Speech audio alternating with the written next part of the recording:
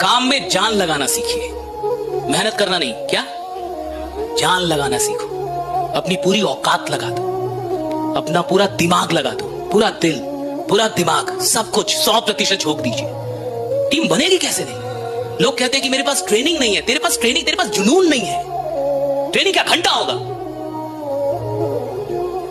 मैं 4 अच्छी स्क्रिप्ट बता दूं तो इससे क्या तू अमीर बनेगा? नहीं बनेगा। मैं यहां इन्विटेशन करने के 100 स्क्रिप्ट बता दूं तो क्या आप इनवाइट कर लेंगे? नहीं कर पाएंगे। मैं आपको 4 किताबें दे दूं जिसमें इन्विटेशन, फॉलो अप सब सिखाया गया हो और आप सब रट्टा मार ले तो क्या आप करोड़पति बनेंगे? नहीं बनेंगे। तो करोड़पति कौन बनेगा?